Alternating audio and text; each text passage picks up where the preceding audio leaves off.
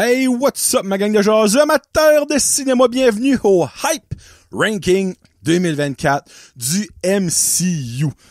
Comme que je parlais il y a une semaine ou deux, lors du top 2023 du MCU, une année très peu occupée pour Marvel, donc mon hype sera pas trop hypant. Je sais pas si c'est le bon terme, mais honnêtement, si t'es fan de Marvel, cette année sera un peu plate. Basically, quand on parle du vrai MCU, il y a un film et 2 séries Disney+. Il y a aussi 3 séries animées qui n'auront pas vraiment de lien avec le MCU que nous, on aime suivre, et 3 films de Sony qui, malheureusement, est côté MCU, mais bon, it is what it is, là. So, c'est ça que ça va être pour mon hype ranking. Je vous mentirais pas que cette année aurait pu être extraordinaire. Il y a beaucoup de choses qui ont été repoussées. Il y a beaucoup de choses qui ont été... pas beaucoup, mais il y a quand même des choses qui ont été complètement annulées lors de l'épuration du MCU, si je peux dire ça de même. C'est sûr que pour right now, c'est plate, ça fait mal, mais down the line, down the road, c'est nécessaire et je crois que fallait que ce soit fait. Dans le fond, c'est comme un petit peu comme enlever un plaster. Tu peux le faire lentement et avoir mal ou le faire d'un coup sec, avoir mal vite fait, puis c'est fini. Le MCU, c'est pas mal ce qu'ils font right now. Ils ont arraché le plaster sec, fret, pis t'as eu un petit peu mal, mais ça va passer. C'est moins agonisant que comme, oh, un petit coup, oh, un petit coup, oh, un petit coup, oh, un petit coup, on va attendre. Oh, un petit coup, un petit coup, on va attendre. Tu sais, c'est ça que c'est. Donc, au fur et à mesure, je vais vous expliquer qu'est-ce qui va sortir cette année et les dates time frame. Il y a certaines affaires qui n'ont pas encore de date fixée, mais des à peu près. Et il y a aussi certaines choses qui n'ont pas de poster officiel. Donc, vous allez voir, il y a des choses qui sont un petit peu bizarres là-dedans, mais je vais quand même avoir une image pour vous autres, là. Donc, je vais aller de 9 à 1. Ça qui m'intéresse le moins, pour être bien honnête, à ça qui m'intéresse beaucoup. Et il y a quand même des choses qui m'intéressent beaucoup, mais plus qui m'intéressent moins. Moi, vous le savez, niveau animation, j'aime pas ça. J'aime vraiment pas ça.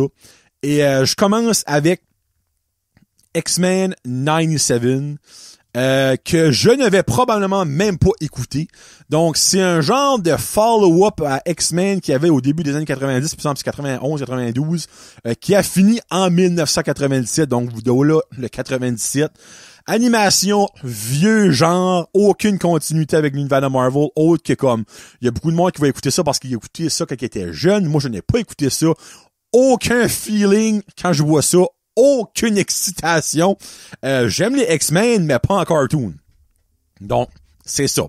9e position, je ne l'écouterai pas, là. Comme, je pourrais-tu même le mettre dans mon ranking de 2024? Vraiment pas, bon, je l'écouterai pas. So, en tout cas, on verra bien. Si exemple que shootons 24 épisodes, fuck that, là, mais si c'est genre 6 épisodes de 25 minutes, peut-être je l'écouterai. On verra bien. Quelque chose qui m'intrigue, qui est animation aussi en 8e position, mais sincèrement, je suis pas prêt à dire que je vais l'écouter. C'est Eyes of Wakanda, les yeux de Wakanda. Totalement différent style d'animation que X-Men 97. Un petit style d'animation qui est plus polish que What If, qui nous emporte dans le monde de Wakanda, et c'est ça qui m'intéresse. Le monde de Wakanda. Ça, je vais l'écouter, garanti. Je suis excité? Non. J'ai-tu hâte de le voir? Non. Je vais-tu l'écouter? Oui. Parce que comme What If, ça peut m'apporter de quoi de pas pire. Mais il n'aura pas de continuité et c'est de l'animation. Donc, tu sais, c'est ça que c'est. C'est ça. C'est juste ça que je peux dire. Oh, by the way, excusez, j'ai oublié de dire ça. X-Men 97 sort début 2024. Il y a du monde qui dit que ça va sortir quelques semaines après Echo. On en parle de tout. Puis Eyes of Wakanda, quelque part en 2024. Je les ai vite fait, puis il y a beaucoup de monde qui disait fin 2024. Donc, genre septembre, octobre, novembre, décembre. Moi, dans ce temps-là, ça va sortir. Donc, c'est ça que c'est pour les dates. 7e position, ça sort le 14 février 2024. Madame Web. Film de l'univers Marvel de Sony. Un film qui sort 25 ans trop tard, selon moi. Quand tu gardes le poster, quand tu gardes la bande-annonce, quand tu gardes que ça va être, c'est un film qui a été mental, fin, années 90, début années 2000. Mais en 2024, on a passé à d'autres choses solidex. T'as Dakota Johnson là-dedans, t'as Sydney Sweeney comme la nouvelle tendance, à cause qu'elle a des grosses boules, pretty much, à une unique raison, parce que niveau acting, c'est pas fort. Puis vraiment, c'est un genre de multiverse dans l'affaire des Spider-Man, comme il y a 4 femmes Spider-Man là-dedans, t'as genre Spider-Girl, Spider-Gwen, moi, j'ai pas excité, pas d'intérêt. Le thriller, ça a de la le film a de l'âme, l'histoire a de l'âme, les effets spéciaux ont de l'âme, le poster est et j'aurais dû appeler ça Madame au lieu de Madame Web, c'est juste ce que j'ai dit. Donc le 14 février, je vais faire d'autres choses avec ma femme parce que c'est la Saint-Valentin. Laissez-moi vous dire que j'irai pas voir Madame Web parce que Madame Chenou, elle va coller son gant. Donc c'est ça que c'est. Le 8 novembre, et ça, by the way, c'est pas un vrai poster, Venom 3. Venom. Ça, j'ai plus hâte que Madame Web. Venom Let There Be Carnage était mauvais, c'est un temps. Mais le premier, j'ai aimé ça. Donc, je me dis, je vais avoir un feeling du premier ou je vais avoir un feeling du deuxième. Si c'est le cas du deuxième, c'est le cas du premier. Donc, Venom 3, on sait rien dessus, ce film-là. On sait dans le fond que il y a certains acteurs qui ont été castés, ils ont pas de nom. Ben, ils ont des noms. Ça a comme mal sonné. Ils ont pas de nom. Ils ont casté du monde qui a pas de nom. T'sais. Non. Ils ont des noms, mais ils ont pas de personnage. Il y a Juno Temple, qu'on a pu voir évidemment dans Ted Lasso.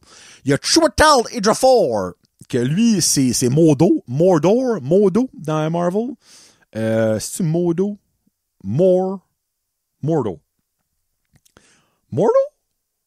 Mordo, évidemment. Baron Mordo dans l'univers de Marvel. Donc, on a la preuve là, tu sais, la continuité avec ça n'a pas vraiment rapport. Même acteur, pas le même personnage, tu sais. Donc, ça, je laisse le temps m'exciter. Peut-être quand on va voir un premier trailer, je vais comme, oh! Ou je vais peut-être être comme, c'est la suite de Let There Be Carnage, Let There Be Shit, c'est ça que ça va dire. Ça, on verra bien, mais ça sort le 8 novembre. Le 30 août, juste avant de commencer back l'école, le dernier des films de Sony, j'ai pas juste de les mettre en ordre dans le rôle. Puis là, j'avais le poster, et il est là. Kraven the Hunter, qui était censé sortir l'année passée. Là, il y a évidemment la grève des acteurs, la grève des writers, et ça a été poussé à 2024. On a déjà un trailer pour ça, et moi, le trailer, honnêtement, je l'ai pas détesté. Il y a beaucoup de monde qui va dire, non, un autre des 1001 accents de Russell Crowe. OK, so what? It is what it is. Il y a du monde qui trouve ça un petit peu weird qu'il est l'ami des animaux, mais là, après avoir vu le trailer, parce que je riais de ça lors de mon hype 2023, que j'ai mis ça dernier, by the way, et là, je le mets 5e sur 9, c'est R-rated. Juste là, tu gagnes des points pour moi. Et je me fie au trailer, on va avoir de la gore, on va avoir du dégueulasse, et moi, j'aime ça. J'aime ça, voir du dégueulasse, mais on s'entend que niveau histoire, ça tourne dans les Morbius. Et on sait comment j'ai apprécié Morbius. Donc, j'ai hâte de voir. Il y a la fin du trailer, on voit Rhino qui se transforme, qui est comme genre le helper à son père. Il est pas, en tout cas, whatever. Je laisse la chance au coureur. J'ai un feeling que ça va être un navet comme Morbius, mais dans les 3 films de Sony, évidemment, Venom, on n'a rien vu. C'est comme, si je prends Kraven, c'est 1000 fois avant Madame Web. Comme, tu me donnes le choix, il y a même pas de discussion, c'est Kraven. J'avais pas le choix de mettre en avant de Madame Web, mais j'ai rien vu de Venom. Si j'aurais vu quelque chose de Venom, peut-être que Venom aurait été en avant de Kraven. Mais pour ce qui est de mon hype ranking, j'ai plus hype pour Kraven que voir 2 cartoons de Wakanda et X-Men. Je suis pas mal plus hype de voir ça que voir Madame Web, et je ne connais rien sur Venom. Par la bande, ça va 5e. Et voilà. En 4e position, il y a quelque chose que j'aime pas, vous le savez, c'est les cartoons. Mais quelque chose que j'adore, vous le savez si vous gardez mon bras, c'est Spider-Man. Your Friendly Neighborhood Spider-Man. Et là, évidemment, ça, c'est un fan-made poster, là. C'est vraiment pas ça accroche, c'est la seule chose que j'ai trouvée. Si vous écoutez la vidéo, vous êtes comme, wow, beau poster. Il est quand même plus beau que le Madame Web, là. C'est que, pour être peine honnête avec vous autres, là. Moi, si ça touche Spider-Man, I'm in. Ça, je l'écoute, c'est sûr. C'est censé sortir le 2 novembre. Ça va-tu être toute une batch? Ça va-tu être un weekly release? Ou ça va-tu être un daily release comme What If saison 2 a fait, qui ont sorti dans le fond les 9 épisodes à 9 différentes journées, genre lundi, mardi, mercredi, jeudi, vendredi. On verra bien. J'ai pas grand chose à ajouter là-dessus. Autre que moi, c'est Spider-Man, I'm in for a ride. J'avais plus hâte de voir ça que n'importe quoi ce qu'il y a en arrière de lui. Donc, c'est pour ça qu'il est numéro 4. Et voilà. Vous avez remarqué que je vois vite, parce qu'il y a beaucoup de choses qu'on reconnaît à rien. Wakanda, Eyes of Wakanda, on sait zéro ce que ça va être ça. Venom, on sait zéro ce que ça va être. Spider-Man, on sait zéro quoi ça va être, autre qu'animation, évidemment. Donc, c'est pour ça que je passe vite sur certaines choses. Mais là, le top 3, ça, j'ai très hâte. Avec une petite astérix. En troisième position, Agatha Darkhold Diaries, qui sortira le 19 septembre. Agatha, je l'ai dit, je l'aurais dit, selon moi, n'aurait pas dû avoir une émission à elle seule. Et je suis quand même 100% sur la même track. La raison pourquoi ce qui est haut de même, c'est que le reste, autre que Spider-Man, ça va être merdique. Les deux cartoons, on s'entend, en tout cas. Mais, c'est parce qu'il y a tellement pas beaucoup de choses qui sont cette année que je vais profiter de quoi ce qui sort de bon pour Marvel. Donc, c'est pour ça qu'Agatha est numéro 3. Ça a changé de nom 27 fois, je pense. Mais le casting, il s'accroche en tabarnak. Évidemment, on a Catherine Hahn qui revient comme Agatha qu'on a pu connaître dans WandaVision. Et honnêtement, si ça n'aurait pas été du succès de WandaVision, elle aurait jamais eu son show. Et évidemment, sa chanson aussi, Agatha All Along, a beaucoup aidé. Donc, il y a Catherine Hahn là-dedans. On a Aubrey Plaza qui sera là-dedans. On a Debra... non, pas elle. Ben là, il y a bien plus de monde connu que ça. C'est pas Sacha Baron Cohen qui va être là-dedans? Il est même pas crédité. OK. Ben, il me semble qu'il va être là-dedans. Je suis pas mal sûr. En tout cas. On a Paddy LaPony. On a Miles Gutierrez-Riley. Anyway, il y a quand même du bon cas, mais j'étais sûr que Sacha Baron Cohen était là-dedans. En tout cas, on verra bien. Ça sort le 3... Non, le 10... Le 3, même pas proche. Le 19 septembre. Agatha. Darkhold Diaries. C'est une émission de sorciers. Je l'ai aimé dans WandaVision. Je mentirai pas. J'ai hâte de le voir parce que, un, c'est live action. Deux, c'est une des deux seules séries Disney Plus qu'on a cette année. Live action, évidemment, je parle. Et rendu au mois de novembre, on va être en manque. Septembre, excusez, on va être en manque de quelque chose de bon de Marvel. Et ça va sortir. Ça va finir l'année du bon pied ou pas pour Marvel, le vrai Marvel. Parce qu'évidemment, après ça, il va y avoir une, deux... potentiellement 3 autres choses Marvel qui va sortir, mais tu sais, moi je parle du vrai Marvel, la vraie timeline qu'on suit nous autres. Donc c'est ça que c'est. En deuxième position, Echo, qui sort, regarde, là je m'excuse. Pour moi, ça sort demain. Je record le 9. Ça sort le 10 janvier. Donc pour vous autres, ça fait 2 semaines, 3 semaines c'est sorti. Vous l'avez peut-être déjà tout écouté. Je l'ai peut-être beaucoup trop haut dans mon ranking.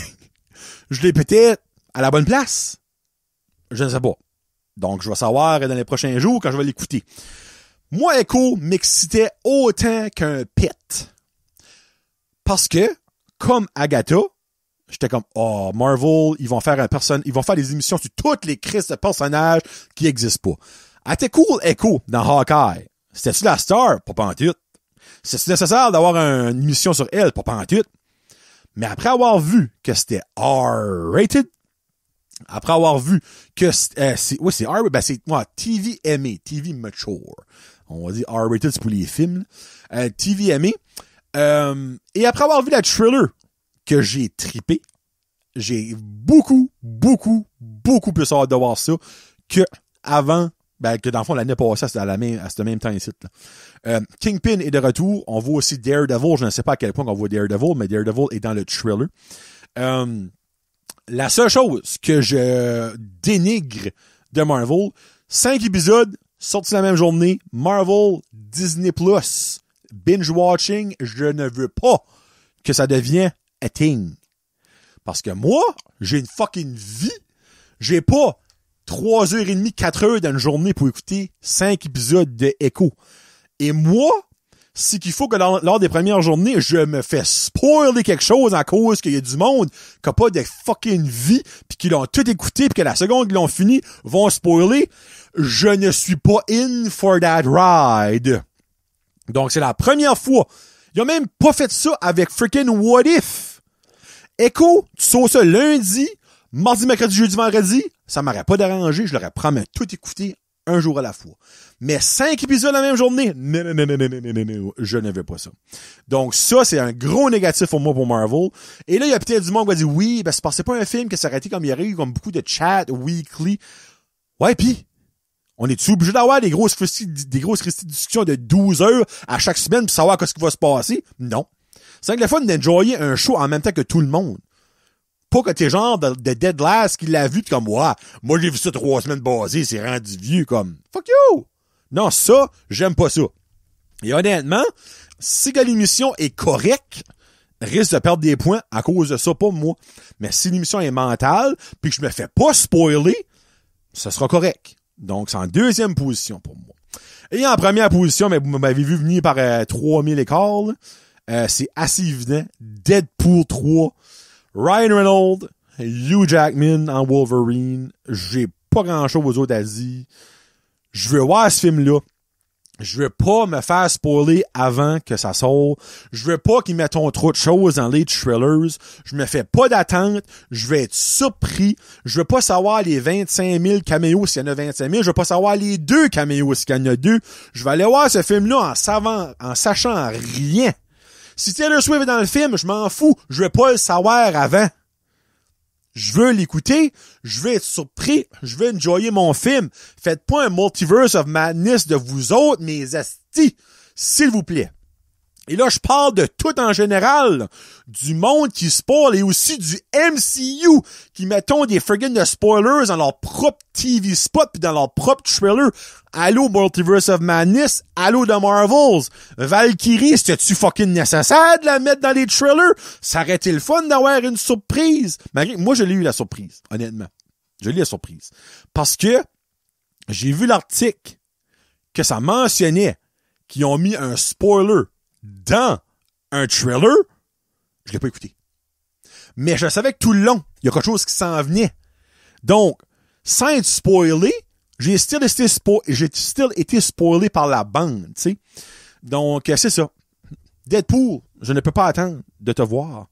Le 26 juillet 2024, je vais être au cinéma comme une friggin' de tâche et j'espère être surpris et enjoyer mon film. Pas être, hey, j'ai vu ça dans le trailer, je savais qu'il allait être là, on me l'a spoilé. Ah, ben oui, Taylor Swift est là-dedans. Je le savais, ça fait un mois. Non! S'il vous plaît! Moi, là, je m'en foutrais que Marvel sort un teaser trailer qu'on voit à moitié rien une semaine avant le film.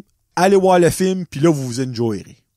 Là, des gens en train de voir des fucking de photos partout, dans le désert, pis ci, pis comme... Ah! Ça me friggin' chaville, esprit. Sortez le film, qu'on s'enjoy. That's it, that's all. Bon. Voici mon hype ranking pour 2024. Première position, Deadpool 3. Deuxième position, Echo. Troisième position, Agatha Darkhold Diaries. Quatrième position, Your Friendly Neighborhood Spider-Man. Cinquième position, Kraven the Hunter. Sixième position, Venom 3. Septième position, Madame Web. Huitième position, Eyes of Wakanda. Et neuvième position, X-Men 97. Est-ce que cela sera le même standing dans mon top 2024 du MCU? Je ne crois pas. Moi, je pense qu'on va avoir des surprises et des déceptions. Mais quelque chose que je pense, c'est qu'il n'y aura pas de choses ajoutées là-dedans. Sauf peut-être I Am Groot saison 3 ou un special presentation que personne n'est au courant right now. On verra bien. Donc, merci beaucoup d'avoir écouté mon Hype Ranking. On se reparle l'année prochaine pour mon top 2024 et mon Hype Ranking 2025. Bien sûr, c'est Johnny Lajasé. Peace out. # Marvel Universe. Madame.